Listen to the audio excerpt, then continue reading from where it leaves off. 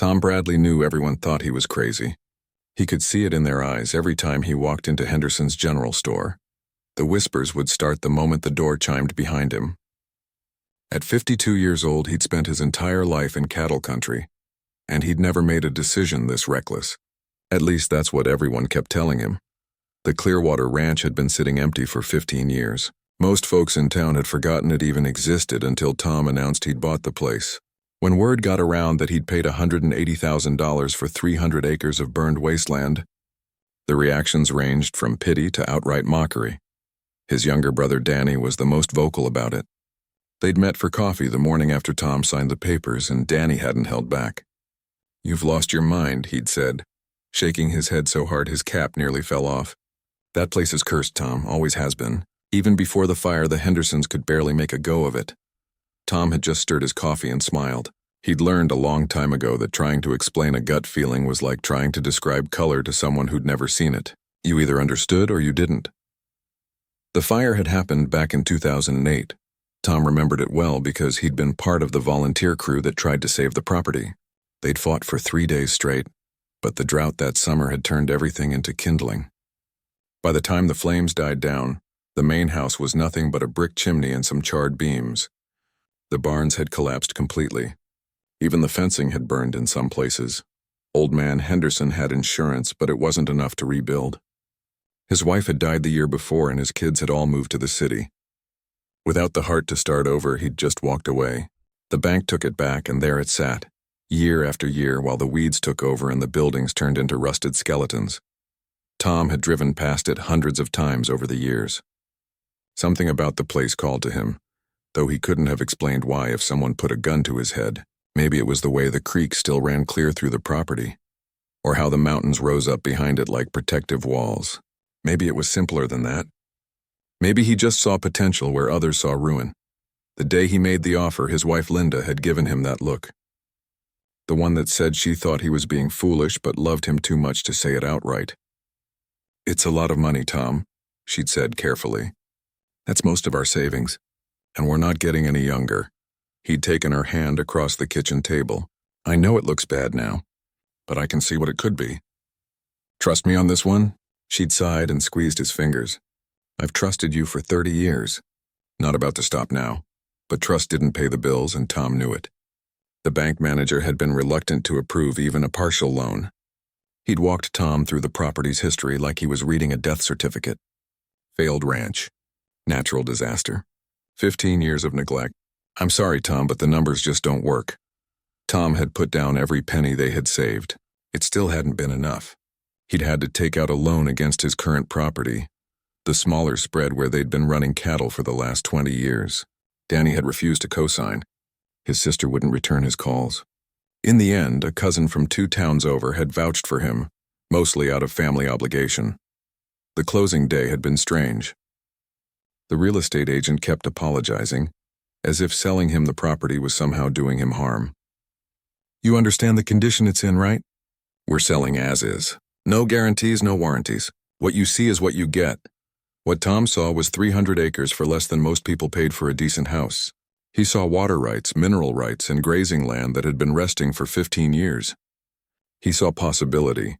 The town saw something else entirely. By the time he'd owned the place for a week, the betting pool at Murphy's Bar had reached $600. The over-under was 18 months before Tom gave up and tried to sell. Most people took the under. Bob Murphy himself had felt bad enough about it to warn Tom. "I'm not running the pool," he'd explained, wiping down the bar with more vigor than necessary. "But you should know people are talking. Some aren't being very kind about it." Tom had just ordered another beer and shrugged. "Let them talk. I've got work to do." And work there was. The first time Tom drove onto the property as its owner, the magnitude of what he'd taken on hit him like a physical force. The driveway was barely visible under the overgrowth. Thistles as tall as fence posts lined both sides. The metal gate hung crooked on rusted hinges, and someone had spray-painted graffiti across it years ago. He'd brought his old pickup truck and a chainsaw. His dog Duke sat in the passenger seat, tongue hanging out, excited for the adventure. Duke was a German Shepherd mix, loyal as the day is long, and the best ranch dog Tom had ever owned. They spent that first day just walking the property. Tom needed to see what he was really dealing with. The main house was worse up close. Anything wooden had rotted or burned. The brick chimney stood like a tombstone. Inside what used to be the living room, a tree had started growing, pushing up through the floorboards that hadn't burned. The barns were total losses. The roofs had caved in completely, and years of weather had turned the remaining wood into pulp. Tom made notes in a little spiral notebook he kept in his shirt pocket. Barns tear down and rebuild. House start from scratch. Fencing, miles of work. But there were good signs too. The creek ran strong and clear. The land itself was still good, even under all those weeds. The old windmill near the south pasture was still standing, still turning in the breeze. That was worth something. What really caught his attention, though, were the cottonwood trees along the northern boundary. Massive things, probably 100 years old or more. They'd survived the fire somehow, standing in a grove that must have had enough moisture to resist the flames. Tom stood under them for a long time, just looking up through their branches, listening to the leaves rustle. That's when Duke started acting strange. The dog had been running around all morning, sniffing everything, marking territory like he owned the place. But when they got near those cottonwoods, he stopped dead. His ears went flat against his head and a low whine came from his throat. "What's wrong, boy?" Tom asked, kneeling beside him. Duke pressed against his leg, still staring into the grove. There was nothing there that Tom could see, just trees and shadows and undergrowth. They moved on, but Tom made a mental note. Animals knew things people didn't. If Duke was spooked, there was probably a reason. Maybe a bear den nearby or a mountain lion passing through. He'd need to be careful when he started working up there. By the time the sun started setting, Tom was exhausted but satisfied. It was a massive project, sure. It would take years and every dollar he could scrape together. People would keep laughing. Danny would keep telling him he'd made a mistake. The guys at Murphy's bar would keep betting against him. But standing there on his land, watching the sunset paint the mountains orange and purple, Tom felt something he hadn't felt in years. Purpose. This place needed him as much as he needed it. Whatever happened next, at least he'd taken the chance. He loaded Duke back into the truck and headed home. Linda had dinner waiting and they ate quietly together, the way couples do after decades of marriage when words aren't always necessary. "How bad is it?" she finally asked. Tom smiled.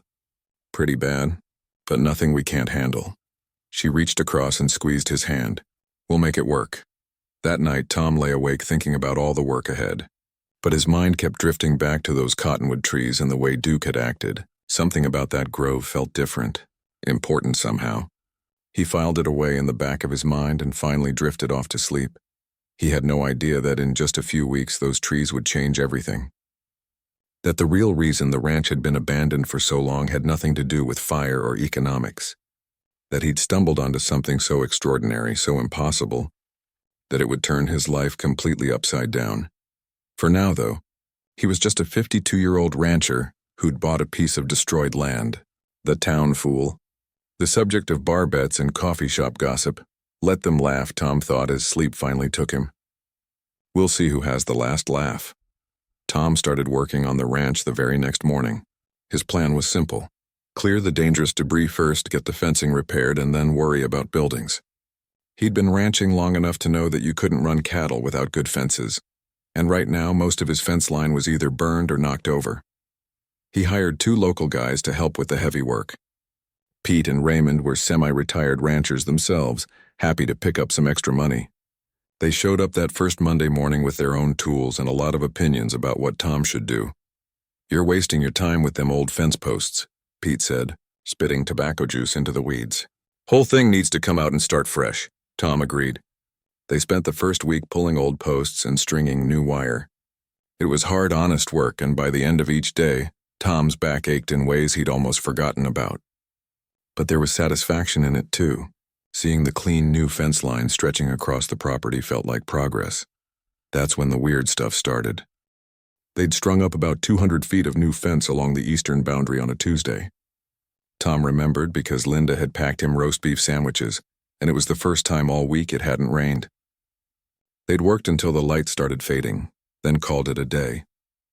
Wednesday morning, when Tom came back, that entire section of fence was down.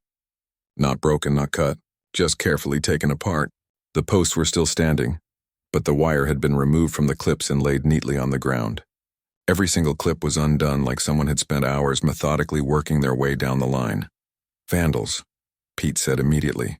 Probably kids from town thinking it's funny. But Tom wasn't so sure. Why would vandals take the time to undo each clip? Why not just cut the wire with bolt cutters? And how had they done it so quietly?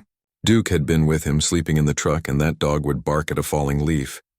He hadn't made a sound all night. They put the fence back up. Tom made sure every clip was tight, every connection secure. He even drove fence staples into the posts for extra hold. It took them most of the day. Thursday morning it was down again. Same thing. Carefully dismantled wire laid out on the ground, posts still standing.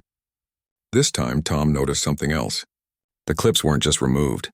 They were arranged in a small pile at the base of each post, lined up almost deliberately.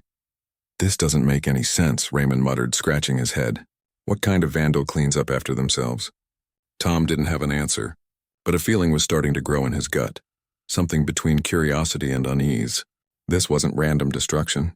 Someone or something was specifically taking his fence apart, and they were being methodical about it. He decided to stake out the property that night. He told Linda he was staying late to finish some work, packed a thermos of coffee, and parked his truck at the edge of the eastern boundary, where the fence kept coming down. Duke sat beside him, alert and watchful. The sun set slowly, painting the sky in shades of red and gold. Tom watched the fence line through his windshield, waiting. Hours passed. The moon came up, nearly full, casting silver light across the grass. Duke's ears would twitch occasionally, following sounds Tom couldn't hear, but the dog didn't bark. Around 2 in the morning, Tom was fighting to keep his eyes open. That's when Duke suddenly sat up straight, a low growl rumbling in his chest. Tom grabbed his flashlight, but before he could turn it on, he heard something that made his blood run cold. It wasn't a voice exactly, more like a vocalization, low and deep, somewhere between a growl and a call. It echoed across the valley, seeming to come from everywhere and nowhere at once. Duke's growl turned into a whine, and the dog pressed against Tom's leg, trembling. Tom's hand was shaking as he flipped on the flashlight. The beam swept across the fence line, across the grass, into the darkness beyond. Nothing, just shadows and the gentle wave of wind through the weeds.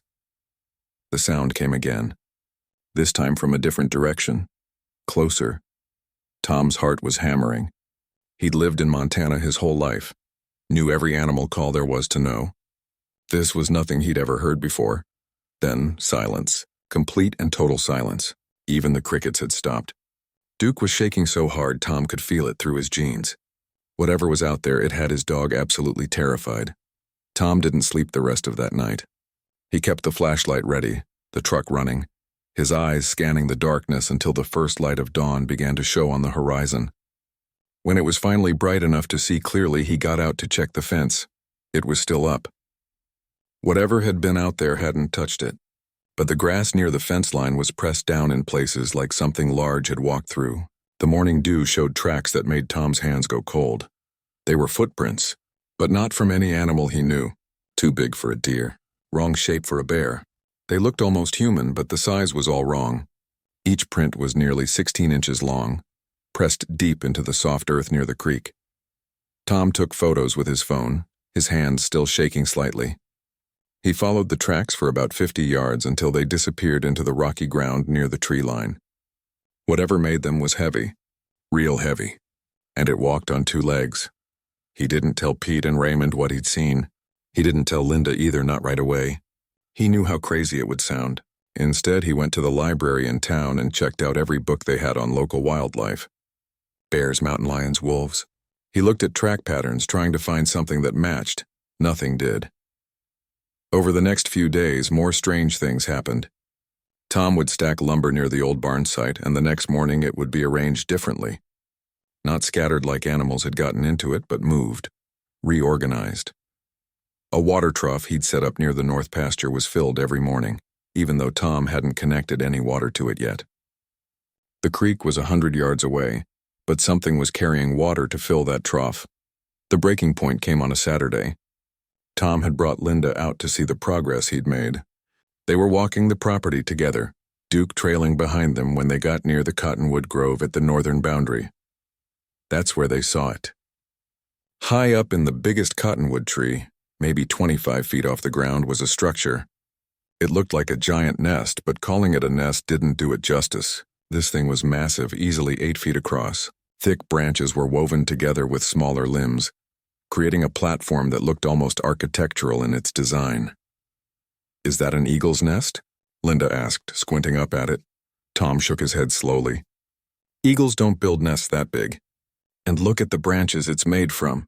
Some of those are 3-4 inches thick. No bird could move those." They stood there staring at it for a long time. Duke refused to come any closer. The dog sat about 30 yards back, whining that same nervous whine from the night Tom had heard the vocalizations.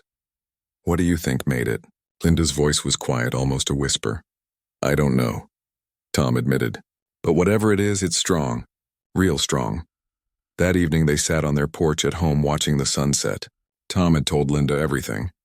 The fence being taken apart, the tracks, the sounds in the night, the structure in the tree.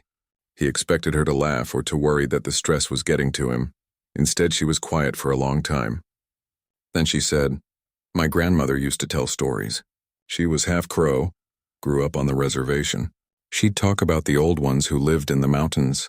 Said they were there long before we were and they'd be there long after." "You think it's real? That old legend stuff?" Linda shrugged.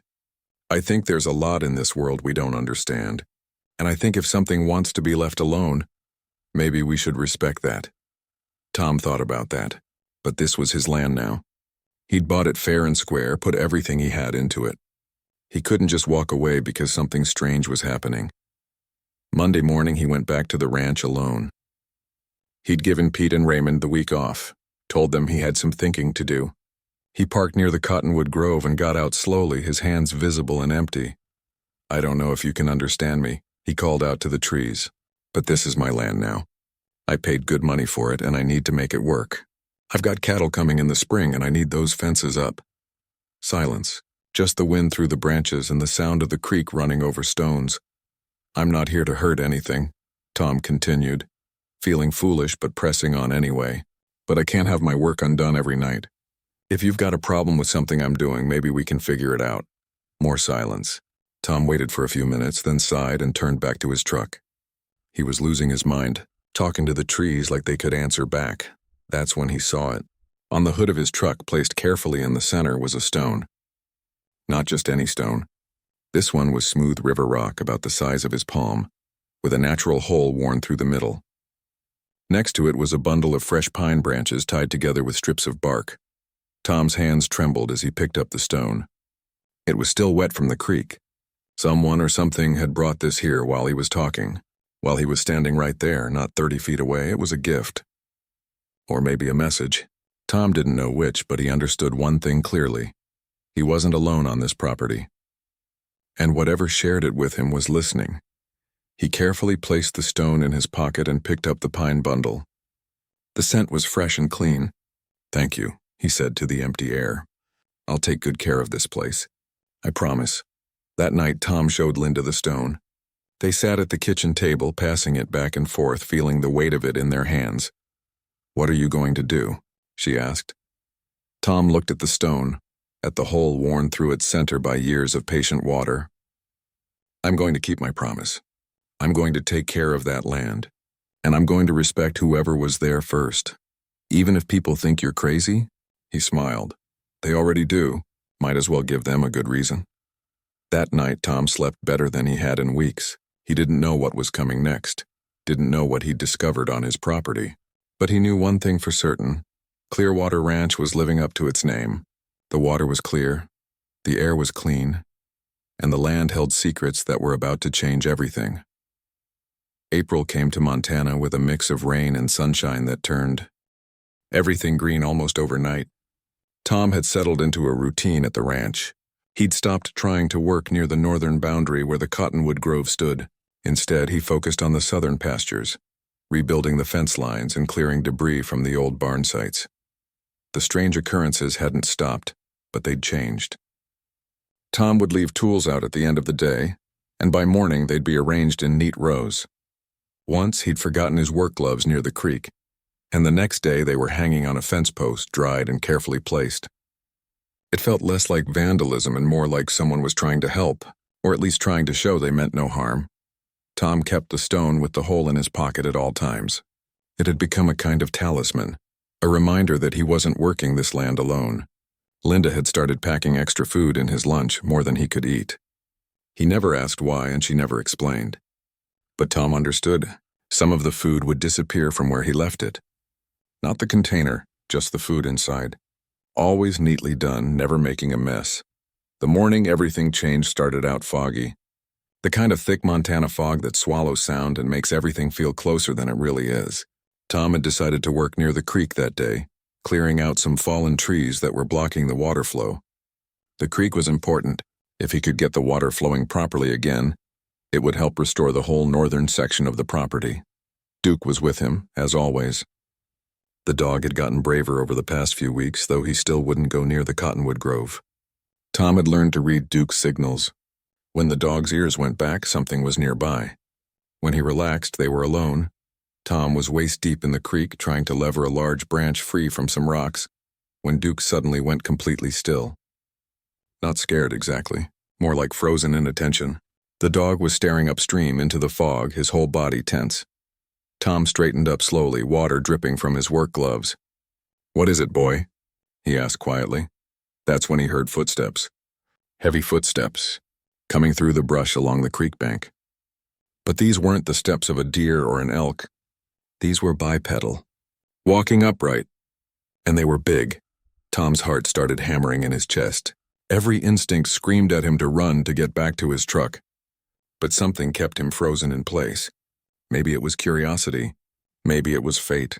Or maybe he just knew somehow that running would be the wrong move. The figure emerged from the fog like something out of a dream. At first, Tom's brain couldn't process what he was seeing. It was too tall, too massive, too impossible. The creature stood at least 8 feet tall, covered in dark reddish-brown hair that hung in long strands from its body. Its face was a mix of human and ape, with a pronounced brow ridge and deep-set eyes that caught the morning light. Tom stopped breathing. The creature stopped walking. For a long moment, they just stared at each other across maybe 30 feet of creek and fog. Tom could see intelligence in those eyes, not animal cunning, but genuine awareness. The creature was studying him just as carefully as he was studying it. Behind the big one, 2 smaller figures appeared. The fog made them harder to see, but Tom could make out what looked like a female, slightly smaller than the male, and 2 juveniles. Young ones, maybe 3 or 4 feet tall, covered in lighter brown hair. They stayed back, partially hidden in the brush. The male took a step closer. Tom's legs finally remembered how to work, and he took a small step back, his boots slipping slightly on the creek stones. The creature stopped immediately, watching him carefully. "Easy," Tom heard himself say, his voice shaky. "I'm not going to hurt you, I promise." The creature's head tilted slightly, like it was listening, like it understood. Tom kept his hands visible away from his sides. He thought about the stone in his pocket, about the gifts left on his truck, about the way his tools had been carefully arranged. "You've been here all along, haven't you?" Tom said softly. "That's why the ranch was abandoned. That's why nobody came back after the fire. They knew." The male let out a low vocalization, that same sound Tom had heard weeks ago in the middle of the night. But up close it was different. Less frightening, more complex. There were tones in it, variations that sounded almost like language. The female behind him responded with her own vocalization, shorter and higher pitched. The young one stayed quiet, watching Tom with wide eyes that reflected a very human curiosity. Tom slowly, carefully, lowered himself to sit on a rock at the creek's edge. It made him smaller, less threatening. Duke had backed up to sit pressed against his leg, but the dog wasn't growling. If anything, Duke seemed more fascinated than afraid now. "My name's Tom," he said, feeling ridiculous and profound at the same time. "This is my land now, but I think maybe it's been your home a lot longer than that." The male creature looked at him for a long moment, then did something that nearly stopped Tom's heart. It sat down too. Right there on the creek bank, it lowered itself to sit cross-legged on the ground, bringing its face closer to Tom's level. It was a gesture of peace. Tom was sure of it. This massive, powerful creature that could probably tear him apart without much effort was showing him it meant no harm. They sat like that for what felt like hours but was probably only minutes. Tom didn't move. The creature didn't move. The fog swirled around them, and the creek kept running over the stones, and the world shrank down to just this moment, this impossible encounter. Finally, the female made a sound. The male turned his head to look at her, then back at Tom. Slowly, carefully, he stood up. Tom stayed sitting, not wanting to make any sudden moves. The creature looked at him one more time, those intelligent eyes seeming to memorize every detail of Tom's face. Then it turned and walked back into the fog, the female and young ones following. Within seconds, they were gone, swallowed by the mist and the trees like they'd never been there at all. Tom sat there for a long time after they left. His hands were shaking. His whole body was shaking. Duke licked his face, whining softly, and that broke the spell. Tom stood up on legs that felt like rubber and made his way back to his truck. He sat in the cab for 20 minutes before he trusted himself to drive. His mind was racing. What he'd seen was impossible. It couldn't exist. Everyone knew these creatures were just legends, stories, myths told around campfires. But Tom had seen them. He'd looked into that male's eyes and seen intelligence looking back. He drove home in a daze. Linda was in the garden when he pulled up, and she took one look at his face and dropped her trowel. "Tom, what happened? Are you hurt?" He shook his head, unable to speak for a moment. Linda led him to the porch, made him sit down, brought him water. He drank it without tasting it. "I saw them," he finally managed to say. "Linda, I saw them. It's real." "They're real."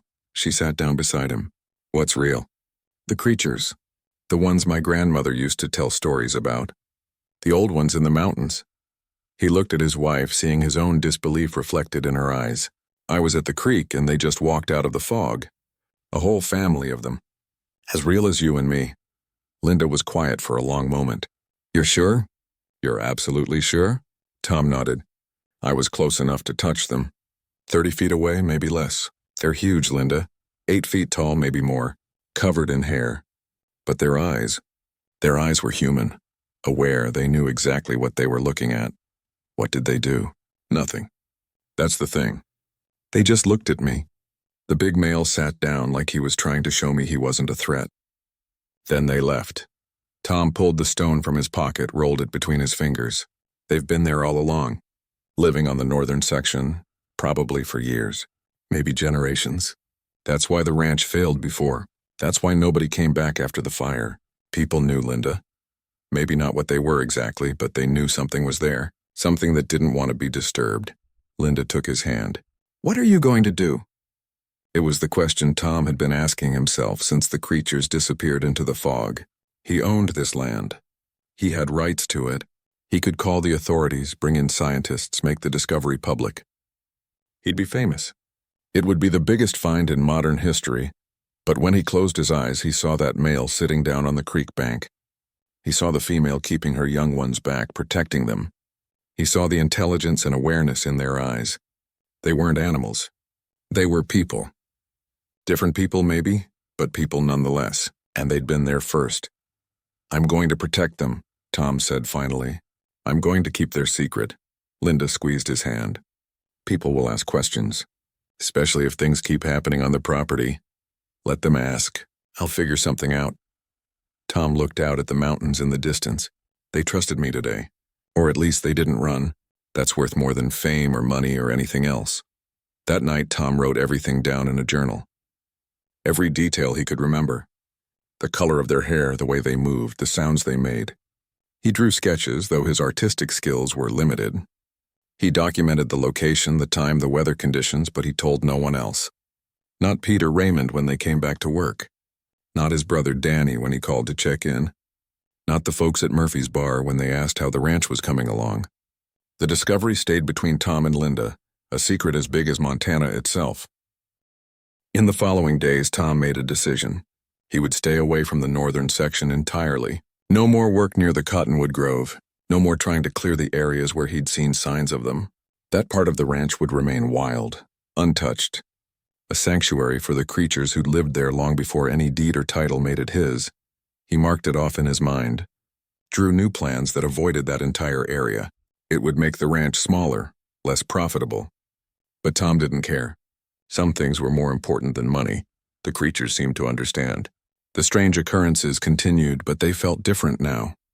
Friendlier almost, tools would be moved to better positions. Heavy things Tom was struggling with would be mysteriously lighter the next day, like someone had helped in the night. It was a partnership of sorts. Silent, strange, but real. Tom had come to this ranch hoping to rebuild his life, to find purpose in fixing something broken. He'd found all that and more. He'd found proof that the world still held mysteries, that there were things bigger and older than human understanding, that sometimes the most important discoveries were the ones you kept to yourself. Standing at the fence line one evening, watching the sun set over the mountains, Tom thought about all the people who'd laughed at him for buying this place. They still didn't understand why the ranch was thriving despite all logic. They never would. And that was fine. Some secrets were worth keeping. Summer came to Clearwater Ranch with a vengeance.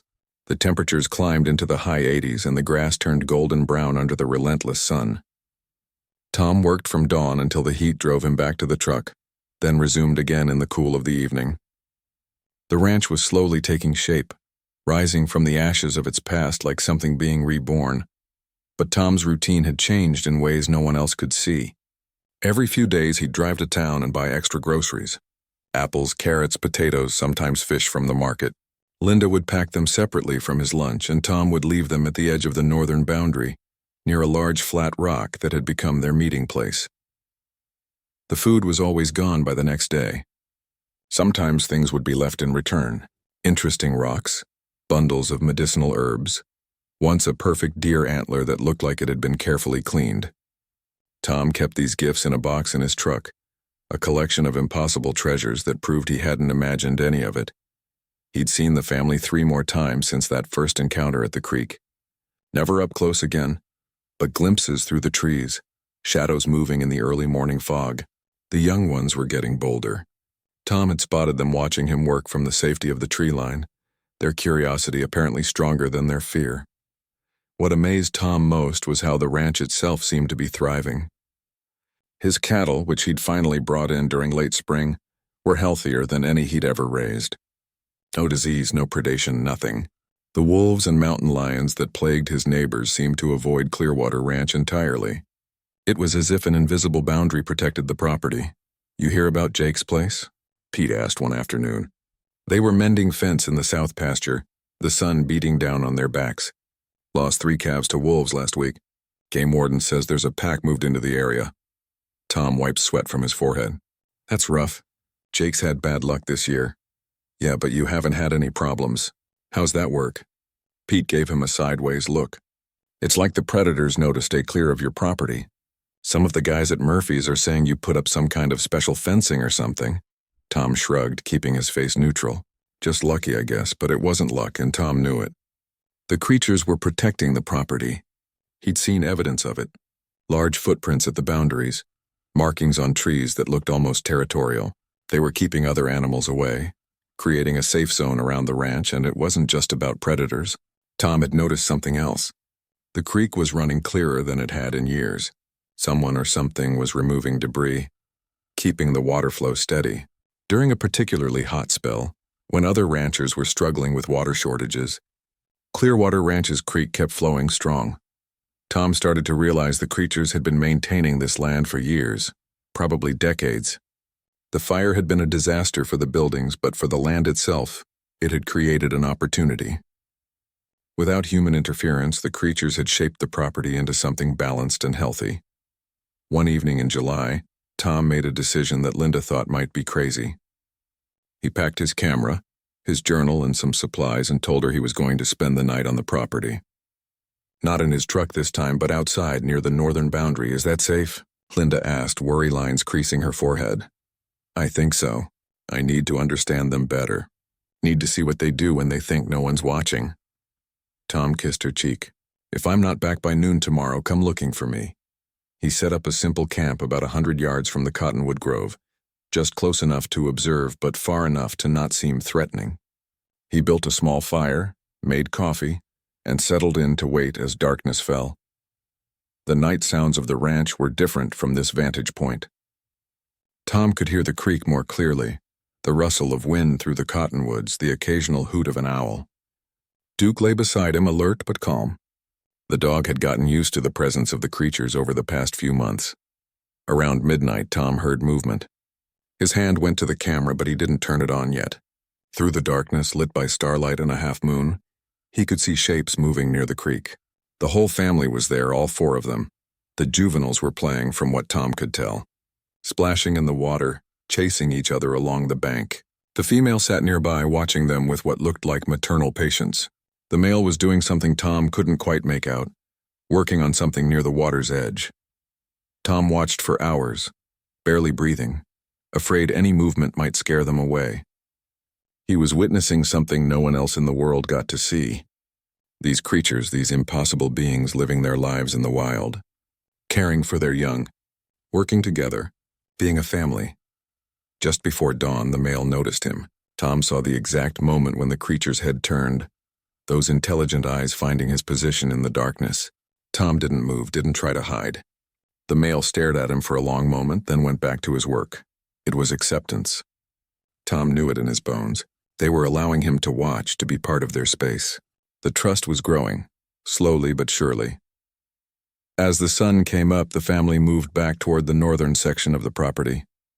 But before they disappeared into the trees, the male stopped and looked back at Tom one more time. Then he raised one massive hand in what could only be described as a wave. Tom's hands were shaking as he waved back. It was communication. Simple, clear, unmistakable communication. They knew he was there, knew he meant no harm, and were acknowledging his presence. When Tom got home that morning, he looked like he'd seen the face of God. Linda made him breakfast while he told her everything, his words tumbling over each other in excitement. They're intelligent, Linda, really truly intelligent. They have language, family structure, they play, they work together. This isn't just some unknown ape. These are people. Different from us, but people. Linda listened quietly, then asked the question that had been on Tom's mind too.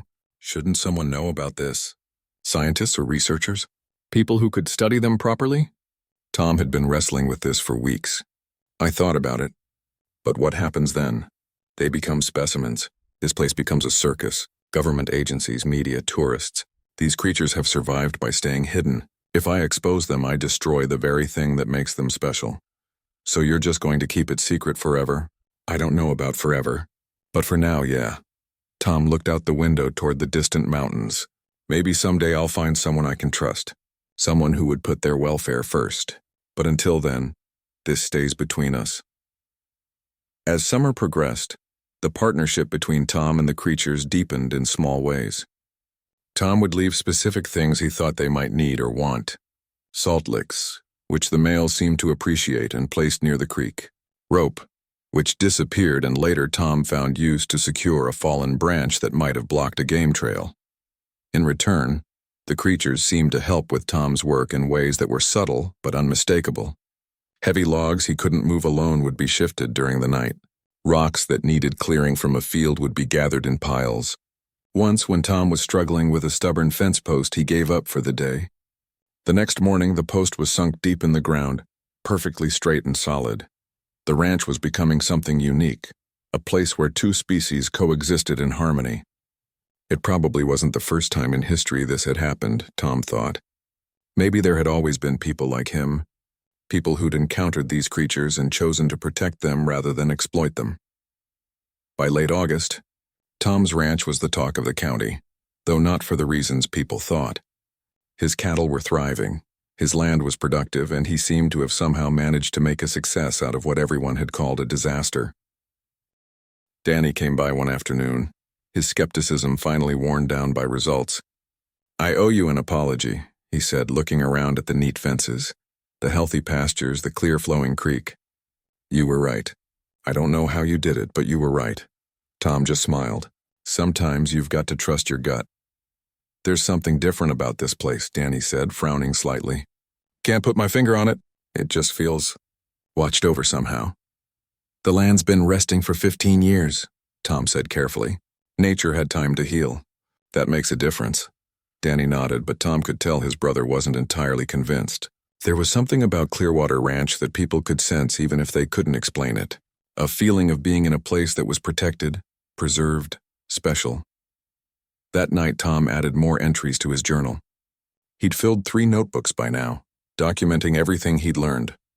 The creatures' routines, their behaviors, the way they moved and communicated. He wrote about the young ones growing bolder, the female becoming more comfortable with his presence, the male's continued watchfulness. He also wrote about his own transformation, how this experience had changed him, given him purpose beyond just running a ranch. He was a guardian now, a protector of something precious and rare. It was a responsibility he'd never asked for but had come to embrace completely. The summer ended with a spectacular sunset, the sky painted in shades of orange and purple that stretched from horizon to horizon. Tom stood at the fence line watching the light fade and saw a silhouette on the ridge above the cottonwood grove.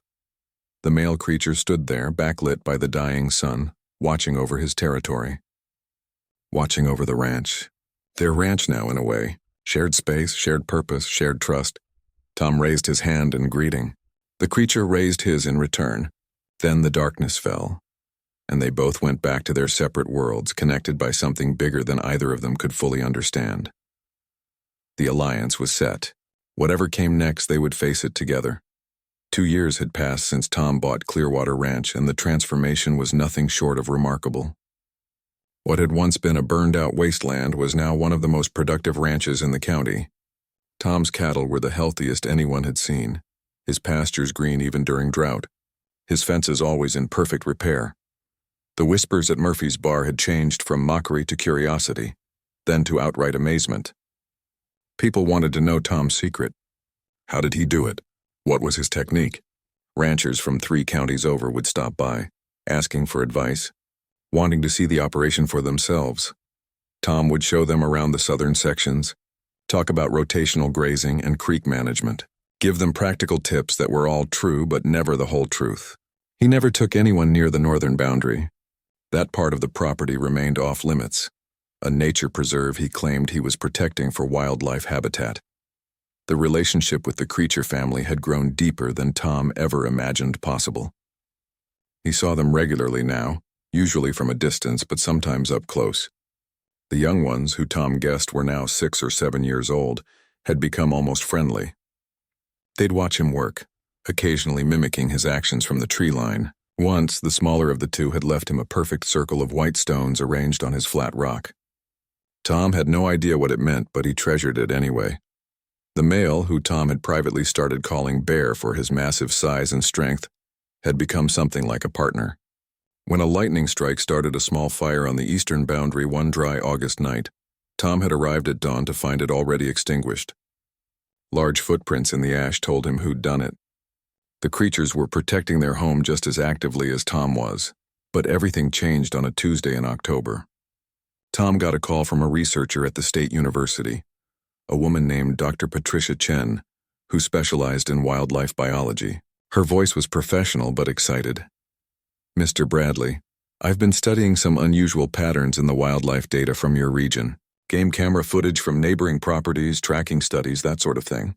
There are some anomalies I'd like to discuss with you. Would you have time to meet?" Tom's stomach dropped. What kind of anomalies? Large, unidentified animals moving through the area, always at night, always avoiding the cameras but leaving traces. The interesting thing is, the patterns seem to center around your property. I was hoping you might have some insight, Tom thought fast. I haven't seen anything unusual, but you're welcome to come by. Dr. Chen arrived the following Friday, driving a beat-up Jeep packed with equipment. She was younger than Tom expected, maybe early 40s, with sharp eyes that missed nothing. She shook his hand firmly and got right to business. "I'm not going to waste your time, Mr. Bradley.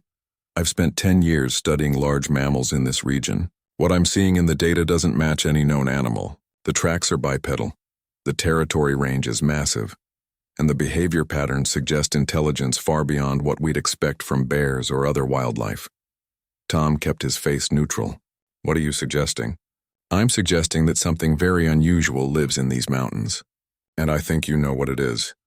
They stared at each other for a long moment. Tom could play dumb, send her away, protect the secret. But looking into Dr. Chen's eyes, he saw something that made him hesitate. She wasn't looking for fame or recognition. She was looking for truth. There was respect there, even reverence. "If something like that existed," Tom said carefully, "what would you do with that information?" Dr. Chen set down her coffee cup. Protect it. Document it quietly. Make sure no one with bad intentions ever found out. Mr. Bradley, if what I think exists actually exists, it would be the most important zoological discovery in modern history, but it would also be the most vulnerable. The moment it became public knowledge, these creatures would be in danger. From hunters, from the government, from people who'd want to capture them or exploit them. Tom studied her face, looking for any sign of deception. Why are you telling me this? Because I think you've seen them. I think that's why your ranch is thriving. Why predators avoid your property. Why your land seems almost supernaturally well maintained. She leaned forward. And I think you've been protecting them. Which means you're exactly the kind of person I need to work with. Tom made a decision that would change everything. Come with me, but leave your equipment in the Jeep. He led her to the northern boundary, Duke trailing behind them. As they approached the cottonwood grove, Tom called out in the way he'd learned over the past 2 years. Not words exactly, but a series of vocalizations that the creatures seemed to recognize as his signature. They waited. Dr. Chen was silent, barely breathing. Then from the trees the female appeared. She was alone, which was unusual. She stayed at the tree line, watching them both carefully. Dr. Chen gasped, a sound somewhere between shock and wonder. My God, she whispered. It's real. They're real. Her name is, well, I call her Willow, Tom said quietly. There's a male bigger than her and 2 young ones. They've been living here for years. Maybe longer. The fire probably saved them by keeping people away. The female tilted her head, studying Dr. Chen with the same intense scrutiny Tom remembered from his first encounter. Then slowly she sat down. The same gesture of peace the male had shown Tom 2 years ago. Dr. Chen's eyes filled with tears. She's beautiful. They're beautiful. They're also in danger if the wrong people find out, Tom said. That's why I've kept it secret. But I'm not a scientist. I don't know what they need, how to best protect them. That's been eating at me. Over the next several months, Dr. Chen became a regular visitor to Clearwater Ranch. She taught Tom about primate behavior, about what the creatures' actions might mean, about their possible evolutionary history. In return, Tom shared everything he'd learned through observation and interaction. They developed protocols. Dr. Chen would do research, but everything would be documented privately.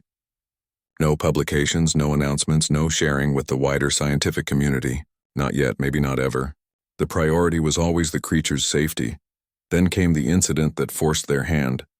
It was late March, just as spring was breaking through winter's grip. Tom was checking the northern fence line when he heard something that chilled his blood. One of the young ones was crying. Not the low vocalizations they usually made, but a sound of genuine distress. Tom ran toward the sound, abandoning caution. He found the smaller juvenile trapped in a rock slide, its leg pinned under a boulder. The young one was in pain, scared, trying to free itself but only making things worse. The male appeared seconds later, Bear's face twisted in what Tom recognized as fear and desperation. The creature tried to move the boulder, his massive strength straining, but the angle was wrong. He couldn't get leverage. Let me help, Tom said, moving forward slowly. Bear looked at him, and in that moment all the trust they'd built over 2 years hung in the balance. Bear stepped back. An invitation, or maybe a plea.